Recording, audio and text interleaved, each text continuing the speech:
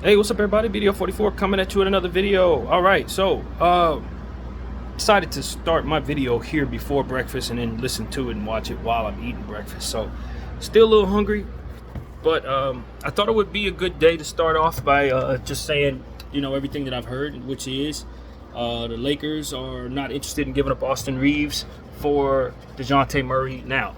Just like they weren't last year, they're not doing it now.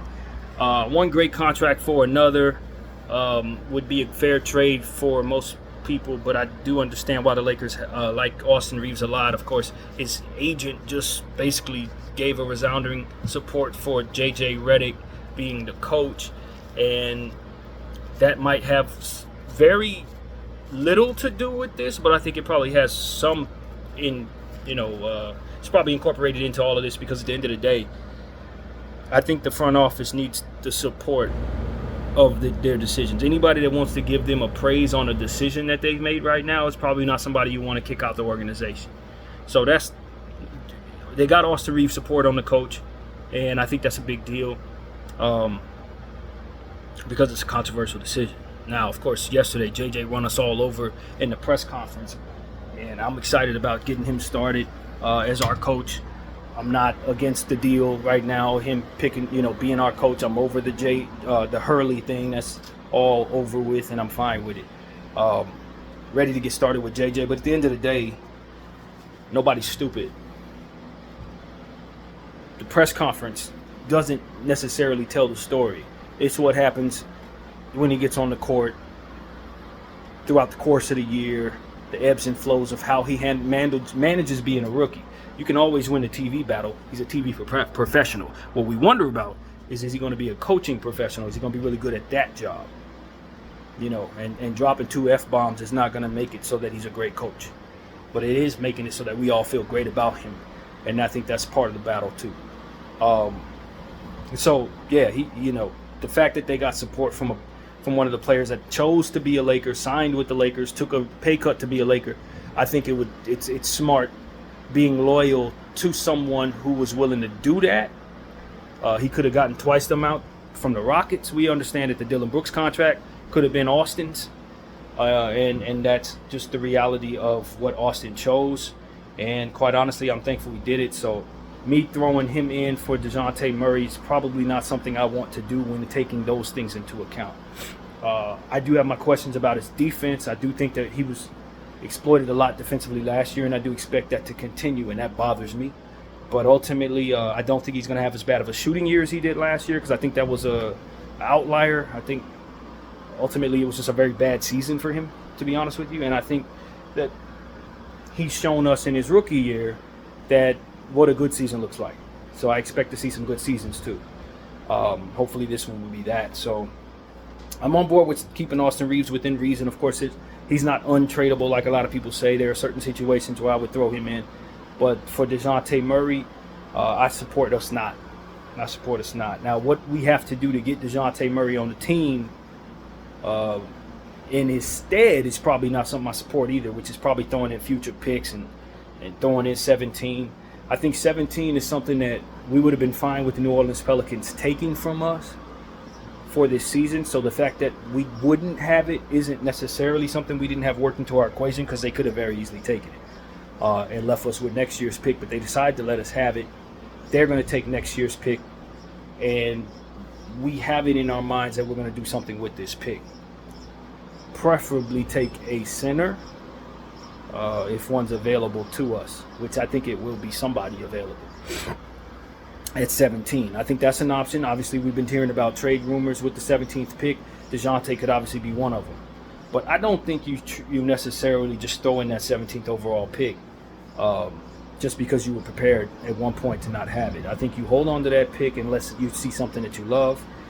And I guess everyone's concern is the Lakers defining what they love properly and making sure that what they love is something that they actually will love in the upcoming season. So, and then long term too. But DeJounte Murray is a great contract, like I said, and I think that it is covetable.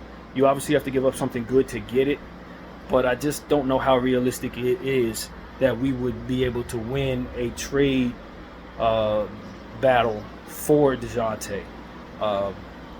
If other teams decide to show interest who have more equity to give, we would then be forced to go back to the drawing board. And because they don't want Austin Reeves in this trade, we may be forced to give up futures that I just quite honestly don't think he's worth. I understand that the Atlanta Hawks gave up 4 picks for him. Nobody told them to do that. So now when it's time to retrade him, do not expect that type of value is what I would tell them. But since they have the first overall pick, I feel like they're in a much stronger position of negotiation just in general because they're not as desperate, because that type of influx of talent is coming into their organization. As to where last year they didn't expect anything like that. They didn't have anything like that. So, positioning and posture of strength in negotiations does make a difference. And it will determine sometimes how hard the team that you're going up against in negotiations is willing to play ball, hard ball. So that's really what it is. So I'm not overly enthused about doing a deal with the Atlanta Hawks. I don't think they have pieces that I necessarily covet, pieces that may fit but are overpaid to high hell. DeAndre Hunter, injury-prone, small forward, two-way player. Do I need two-way players? Could I use a wing? Yes. Do I want to pay his salary if I'm the Lakers or match his salary in trade? I do not. Clint Capella, another guy. Does he fit? Sure. If he were on a contract that was fair for us that we liked, yes. Is he on that? No. Well overpaid. So it's like these are things I have no interest in bringing to my organization. Now, will they help us win if we have them? If they can stay healthy, yeah, we'll have a pretty solid season. But not so solid that it's worth doing it. Not in my mind. Not when if I just want those pieces and just have to have those pieces, we can get one or the other in the draft. It's called Yves Messi and Tristan da Silva. That's DeAndre Hunter. That's Clint Capella. And I'm not in love with either one of those archetypes too much. I think I can find even better in this draft at 17. So for me, I'm out on some of the other pieces that the Atlanta Hawks have. If they want to throw in picks to make me happy, I'd obviously take some of their picks. But I think they've already given up most of their picks now I think about it. They have the first overall pick this year, but they've mortgaged everything between now and 2029, I believe I heard. So they're in a position where they need to take back future equity, whether they know it or not. A lot of teams don't want it and they need them. But I'm not interested in giving them any picks. They're hell-bent on getting Austin Reeves, and the Lakers organization has already made it clear that player is not on the block for them. Maybe things change depending on what they're willing to throw in. But as far as DeJounte Murray, they're drawing a hard line against trading Austin for DeJounte. So that's really what it is, man. I would love for the Lakers, for me, is to start packaging in some of these dudes that are opting in. And the more I think about it, the less I care for these players being on the team. Cam Reddish is a player I liked on this team at one point. I'm very happy with the Lakers moving on from him. I know he's going to opt in. I know it's affordable, but I don't need no one-way players that only play defense. No disrespect. I just don't have as much of a care for that archetype anymore. Vanderbilt at $4 million is still a good contract right now, but it probably should be moved before it's time to pay him, because I don't think he's going to be worth whatever it is he's going to demand based on the injury issue and, again, defense that doesn't play offense. I just don't care for that archetype right now. And I understand how great he is defensively, but I got to weigh that against those issues. And those issues are not best for what I have.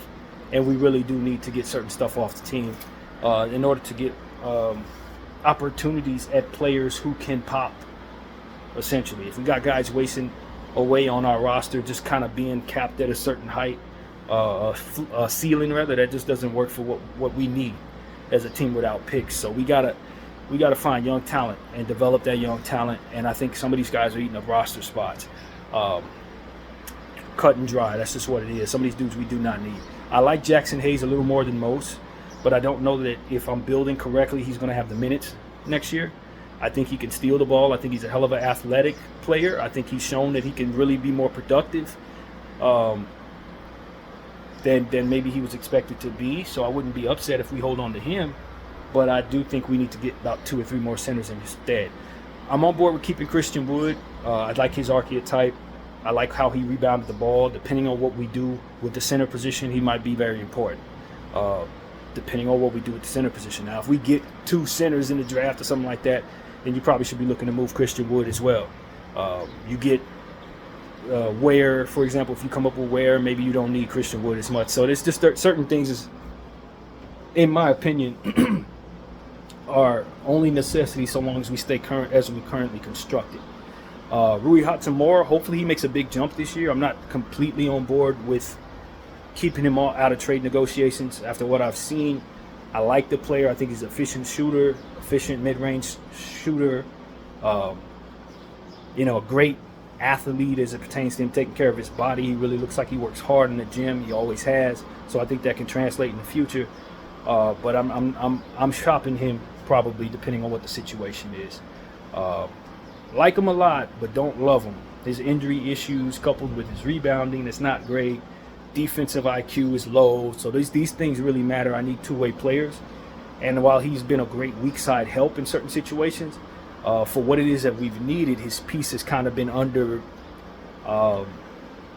what it is I need him to be. Now, again, switch some things around, get a heavier center in place. Now suddenly I can make him more so what he's supposed to be, rather than asking him to do things that he cannot do and being disappointed with that, which is what this is. I'm just out on him as it pertains to him guarding centers. I'm out on him as it pertains to him playing the three. So it's like, if we have a good wing in place, and we're not relying upon him to do some of those things, I like him as a 4, fresh off the bench, maybe even winning a 6th Man of the Year someday. I really do think he fills in great for LeBron James. I think he plays well with LeBron James. I think his work ethic is something that LeBron James respects. So for synergy and chemistry, I like him on the team. I like him in the locker room. I think he's a great guy to have. I think he wants to be in LA. There's a lot of things that point toward me not trading Rui, so I'm not just throwing him into anything. But for salary matching purposes, he's probably one of the better placed pieces to move if I'm trying to keep from moving picks, and of course if I'm trying to hold on to Austin Reeves, which it seems like our organization is serious about. So that's the thing. Like Vanderbilt and Rui, I like those guys, but I don't love those guys. Not like I need to for what it is that we're going to be having, which is no picks going forward for the next several years. I need to make sure that everybody on contract I basically love, because I'm not going to be able to do much within the margins anymore. And that's what the Lakers need to be honest about. You only have 3 picks and you're talking about doing something with them. You really need to make sure everybody you have on a contract is both people you can count on and people that somebody else wants. Because if you don't have that stuff, you got your cap eaten up, by players that are overpaid. It can only help you on one side of the floor, and that you can't make look good out there, so they decrease in value because of it. You're really hurting yourself even more so, and you can't afford to do it. So this is all of these different things. Having picks in your war chest protect you from being forced to make these type of changes. It's another reason why I think the Lakers need to be trying to go for picks and trying to save picks, because they really do protect you from having to move on from players that you don't necessarily want to move on from. You don't have to do nothing, because if push come to shove, you got plenty of picks to improve. I can bring this guy this way. I can bring that guy over here. I can move this guy because I got picks. You didn't already use some of those. So it's like everything you have, your margin for error in terms of your team building for the present and the future must be really good, or else you're just doing all of this for nothing, because you're not going to be good enough to win. So because I have that in mind, it's like, all right, who do I love? Who do I not? Who do I want to pay? Who do I not? Who's going to have somebody that we're drafting or have already drafted step in front of them eventually?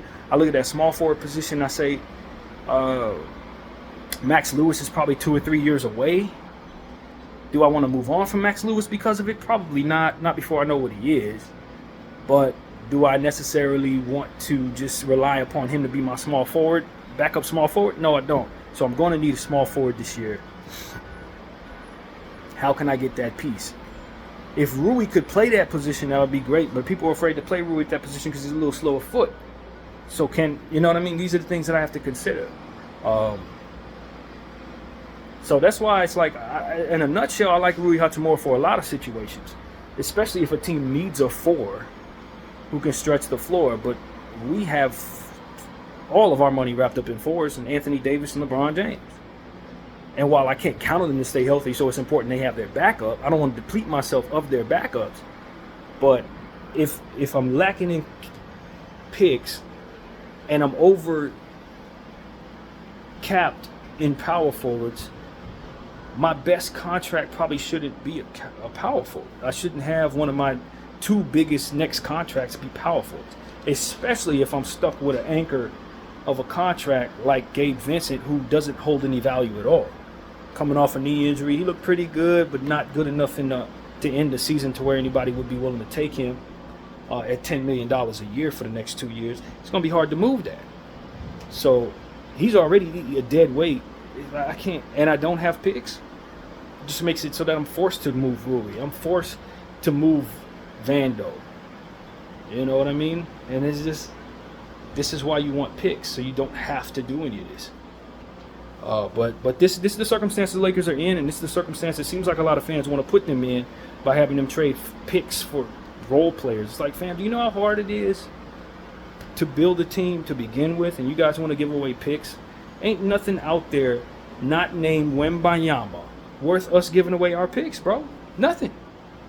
Nothing. Not even some of these superstars you like, because you're not going to bring them to situations where you can actually have the margin of error to really do anything. Your margin of error is slim in that situation.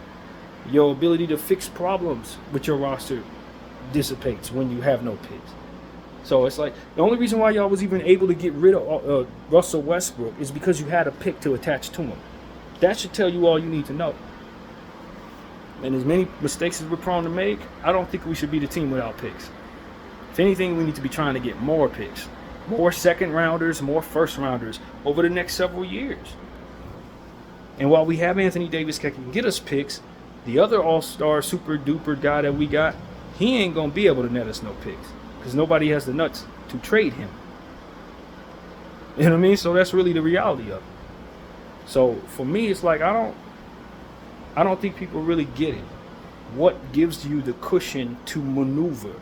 It is the picks that give you the cushion and the currency to maneuver. It's the picks that allow you to feel comfortable holding on to a guy that you don't love but you like, or a guy that may not be that great but you still want to keep him. It gives you that backing. And because people want to throw that backing away, they wonder why their team is not very good, or why they have to do certain things they don't want to do. It's because you don't have that leverage. You didn't allow yourself to keep the leverage when you had it. So anyway, that's why I preach this so much. It's not because I'm just against making trades and getting better. It's because I know what it looks like to get better, and I know what it looks like to be stuck. And when you don't have picks, you're stuck. So I don't think the Lakers should move any of these first rounders for any damn thing. And this is why. And I hope people listen to me. I hope they know that I know what I'm talking about when I say that. Even though it's not very popular amongst talking heads, because everybody wants to get better right now. I was listening to Ticket TV talk about the Houston Rockets, and the rumor that he's throwing out there is that they want to trade some of their young players and picks for Kevin Durant and Jimmy Butler. I think that is a horrible decision. I think that's one of the most god-awful thoughts I've ever heard uttered on the internet. Kevin Durant has proven he can't play well in any situation in regards to winning a championship with anybody other than Steph Curry and the Golden State Warriors. And you're going to bring him another super team? Jimmy Butler has been injury prone, aging, and you're going to bring him to your situation, and you're going to deplete yourself of young players that are probably going to be very good and very tradable, and picks to get those two old guys that are going to be gone in 3 years, who are destined to decrease in value just off the sheer nature of their age. That's a horrible decision. Now, if you want to trade some of those kids for somebody that you want in that caliber, maybe you do one of those trades, but not both of them. And for me, I'm not targeting them dudes. I'm targeting younger players. I have young players to trade. Why am I trading them away for old men? You know, that type of stuff. It's like, man, when you listen to people like that, they'll have you being a champion for 1 year and then being bad for 8 years after that. And a lot of people, that makes a lot of sense. If you ain't never won a championship, maybe you just want to do that since you've been bad all this time.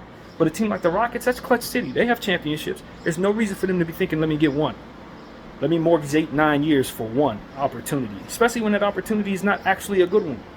And bringing Kevin Durant to another super team and depleting yourself of all these young players that the Houston Rockets have. I've been on record saying more than once it's one of the best young teams I've ever seen assembled. You're going to deplete yourself of a good 3/4 of that so that you can get two guys in their mid-30s who've proven that they cannot win in certain situations? Yeah, that's That's a situation I want you to do if I hate you. I want the Celtics to do something like that. You understand what I'm saying? I want the Clippers to do something like that. So if the Rockets want to add themselves to that list of teams that do dumb stuff like the Phoenix Suns, I'm not mad at them. I'm not mad at them. I'm happy to see you fall. Really, I don't care for the Rockets at all. So I like the Rockets' young talent, but as far as the organization and the brand, nah, they're out. I don't care about them. But the point is, Tillman Fertitta, their owner, is like hell-bent on getting older, and I've been telling y'all, I think it's a damn good chance that he's going to do something stupid.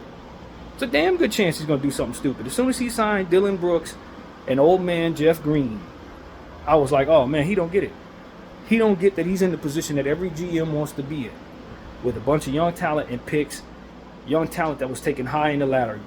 You can trade those young players for better young players. Things that the Lakers would love to be able to do, the Rockets are right now in a position to do. And what are they dreaming up? A super team of old guys, names from 2012. Yeah, please do it. Please do it so we can fail once again and give us yet another example of why things like this should not be done. Now, if you're the Detroit Pistons, trading your kids, some of them kids, you don't necessarily believe they can fit together. Cool. But the Rockets have plenty of pieces that fit together. Now, do they need to move a few of them? Yes, they can't pay everybody. There's overlap. I think a trade for the Houston Rockets is healthy. Moving two of them young fellas for like Brandon Ingram, totally healthy. Moving one or two of them guys for Paul George, healthy.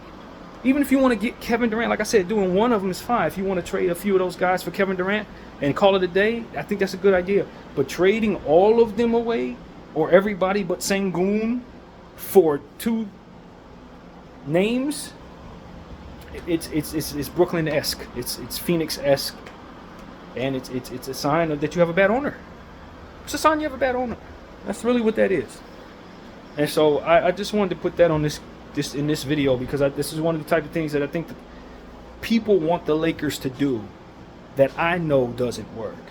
You deplete yourself of all these picks and players and young players only to find yourself in a situation where 2 years from now you're rebuilding and guess what you want? All those young players. It's just stupid. What do you think a rebuild is? A rebuild is an opportunity to get the best young talent and reset your situation with a fresh new vision. Giving that stuff away for guys of yesteryear because they still have a name is what's wrong with this league. It's what's wrong with the league. It's why you have so many teams that suck. Because so many teams have done this. It seems like Houston's the next team to go off the plank. So I just wanted to put that out there, man. It seems like they're destined to do something stupid, and I would not be surprised if over the next 24 hours they do something very stupid. And I just want to paint it out. This is why I talk about the picks the way that I do, because I know what type of mistakes teams are prone to make, what type of demands they're going to have later on when them superstars get in place and they can't do it anymore. And then they're looking at you like we're my role players, and this is where it all goes wrong. This is where it all goes wrong. This is when it becomes a situation where people look around at each other not really knowing what to do. And I'm telling them what to do. You never let go of your picks in the first place. This is what you do. This is how you do it. What the Rockets have, they shouldn't want to do nothing but maybe moving on from one or two of those kids for a better one. Literally. There's no sense in messing up a young timeline. If you don't like some kids that you have, you trade them for different ones. I don't understand why more teams don't think that way. I'll use an example, like maybe I don't believe in Green. Maybe I don't believe in Smith. I take Green and Smith and trade them for Franz Wagner. Like literally, trade them for LaMelo Ball. Trade them for different kids that better fit what you want. Trade them for Cade Cunningham. Because you have what those teams would otherwise want if they know what the hell they're doing. You got picks and you got young players. That's what everybody needs around the league.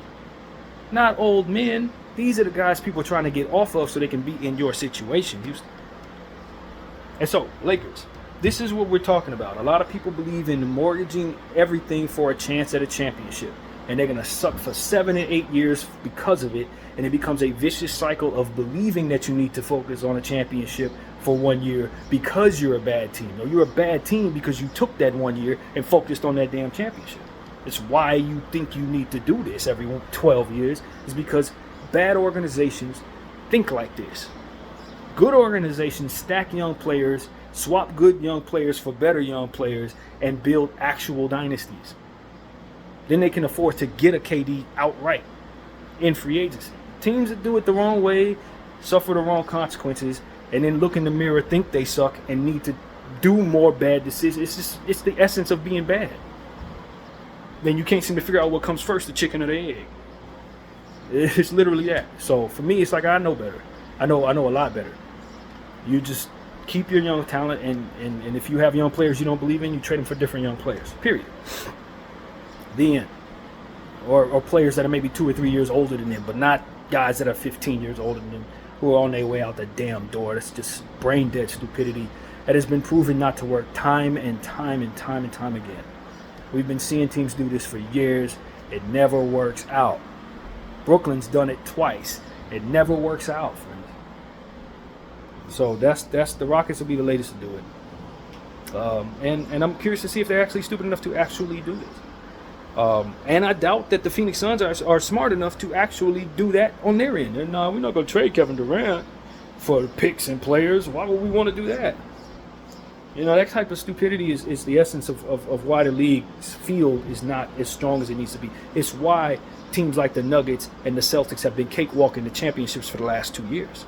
It's why. Both of those teams had cakewalks to the finals because the field is not being run correctly. From team to team to team to team, there's very few teams that are doing things the right way. And you can try to maneuver the walls in regards to the collective bargaining agreement to try to force them to do things the right way, but they dense.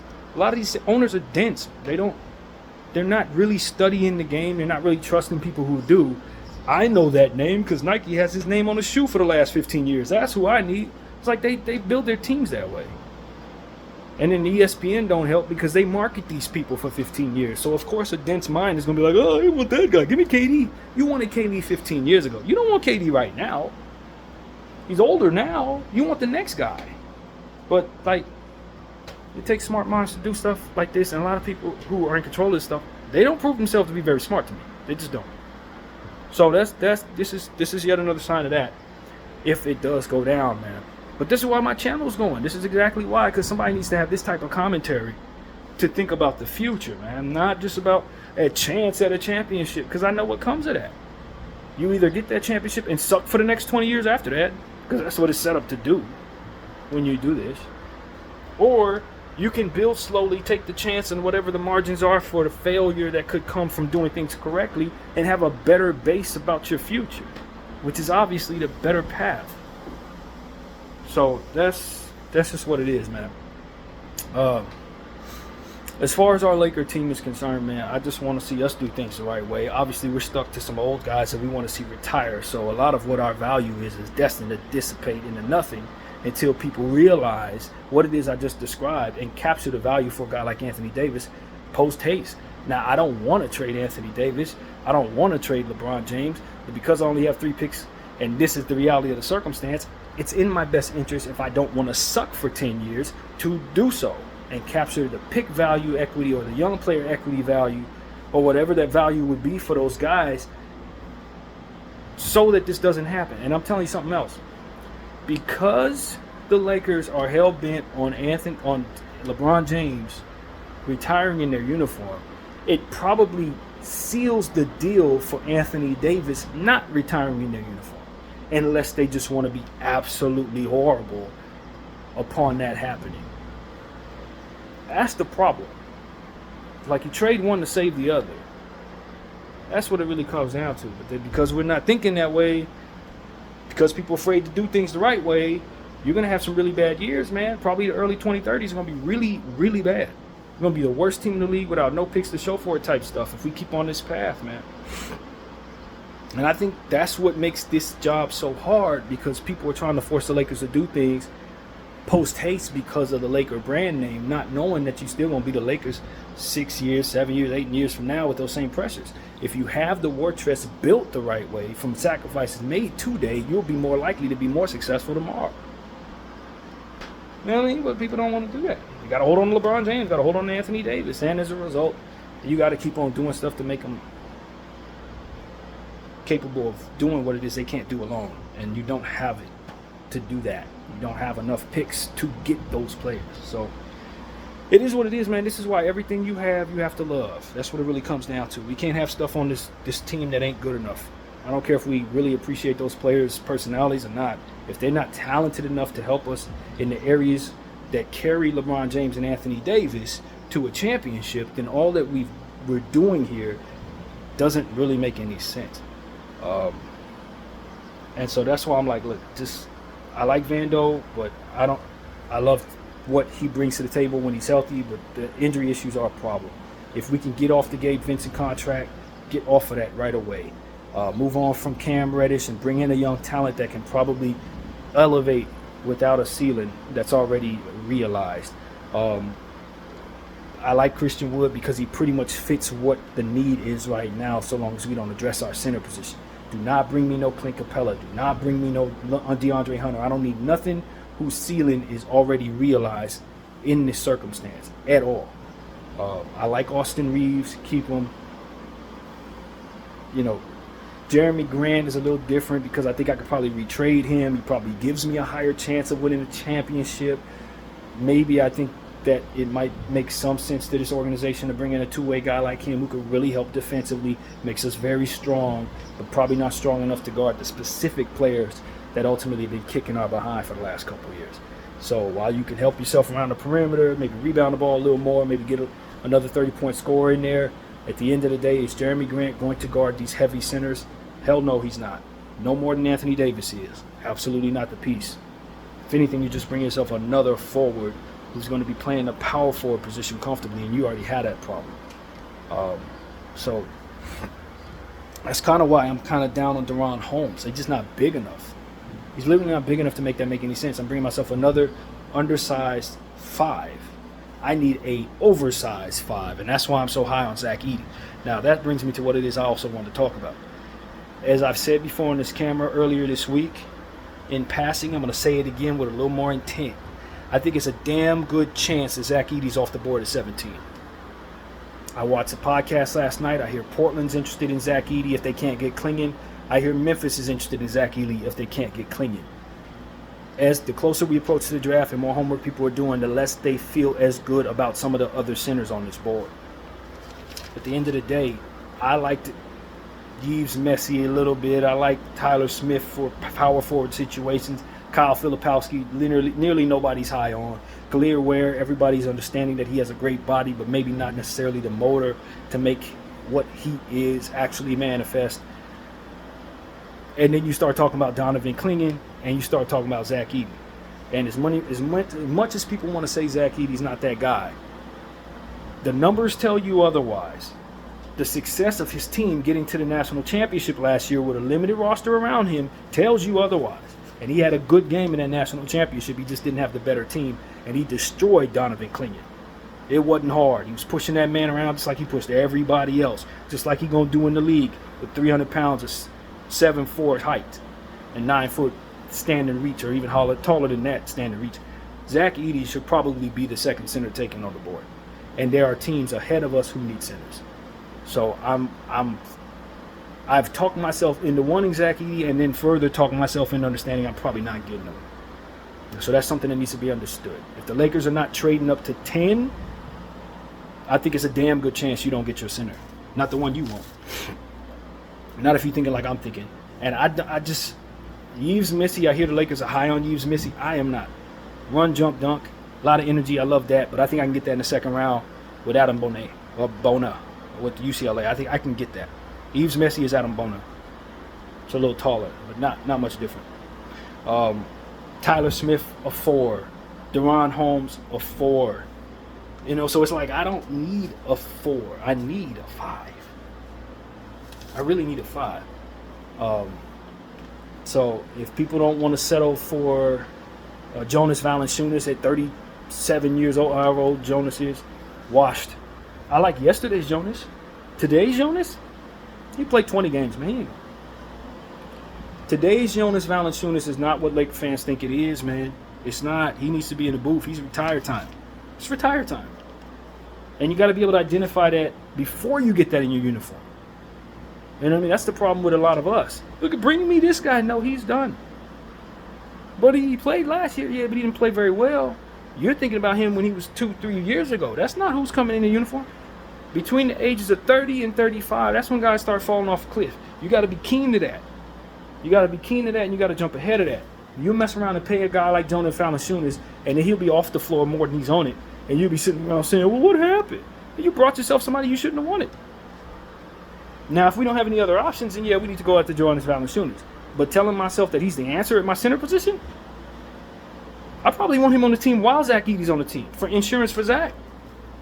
That's the roles that Jonas should be playing. Not your main center role, not your main center off the bench, not at this age, not at this point. And trust me, let's just be real. He ain't going to have no more success against Jokic than anybody else. He's not. Jokic's going to eat him alive like he always does. So that's not your answer. He may be what you're forced to do.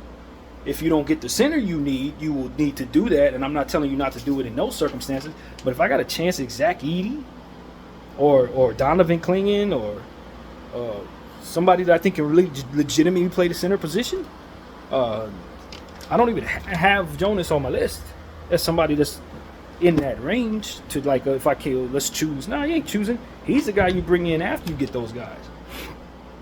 Further solidify your center position. So I just want to make that very clear. Because I saw something that said the Lakers are linked to, what they say, Yves Messi, Khalil Ware, and Jonas Valanciunas. I'm like, Khalil Ware and Yves Messi. Jonas Valanciunas is a role player with no upside, likely should be doing a podcast right about now. That's where we're at with Jonas Valanciunas. Just being honest, man. It's podcast time for him. So, like, let's just be real, man. I'm tired of us reaching for old guys. I'm tired of our fan base putting pressure on our organization to do stupid stuff. Give me the old guy. I don't want the damn old guy. He's eating up a roster spot. I need somebody in place that can likely double and triple in value instead. That's why I don't want Chris Paul. I don't need no damn Chris Paul. Get me an undrafted guy who's really good. Give me an A.J. Johnson in the second round. That's my point guard I need Chris Paul to be. I don't need Chris Paul eating up that position necessarily if I know he's only going to play 30 games a season. You see what he did last year for the Golden State Warriors? And you want to bring that dude to you and have him actually eat up a roster spot? You're already going to give a roster spot to Bronny James. Don't be having our roster spots go away just to bring in names, man. It's the wrong thing to do. I don't care if a guy is Bron James' friend. You want your friends on the team? At this age, Bron, they need to be assistant coaches, bro. Seriously. Stop eating up my roster spots with garbage. Chris Paul can retire and become an assistant coach. I think he'd be a fantastic assistant coach. If he can get along with Rondo, we would have a hell of a brain trust. But it's having him on the court and actually putting him in a uniform, telling him to run around, podcast time, bruh. Enough of this nonsense. No more CP3. You need to sit down. Stop eating up roster spots for young players, bro. You done made your $500 million. You done made all your all-star teams. You're one of the greatest point guards of all time. No more. It is time to retire, my friend. So somebody needs to be real with this. Somebody needs to be honest about these things. And you know these players can't help you no more, but you're still trying to bring them to your team. We already have a core that is 75 years old together. Anthony Davis, LeBron James, 70 years old. You put their years together and you think I want to bring myself somebody else's old? Man, are you sure about what actually helps you win? Because that ain't going to do it. So it's not time to be nice, man. We're a day away from the draft, and I'm hearing rumors about stupid stuff that I don't want to hear about, man. We got a rookie coach that don't know what the hell he's doing. Do not bring him garbage. Literally. Do not bring him garbage. So what I want to see the Lakers do personally, first of all, I want some luck. I want Zach Edey to fall to us. I want us to take Zach Edey. That's where I'm at. And I don't think I'm going to change my mind before the draft either. Do I think I'm getting him? Hell no. I think we got just as good a chance of getting probably Cody Williams. or just as good a chance of probably getting Dalton Connect as we would Zach Edey at this point. Because I think Zach Edey's probably going in the top 12. I'm just being honest. I think it's probably more likely if you're going to fill the center position, you probably do land Yves Messi or Deron Holmes or Filipowski. I just think a lot of people are going to snatch some centers up, man. I think Portland's telling us they want a center. I think Grizzlies would be stupid not to get a center. And I think there are other teams that would love to have a center as well. It just is what it is, man. I would not be surprised if Khalil Ware is available. Maybe you just take, but I like some of these other guys more than Khalil Ware too. So it's a little tricky.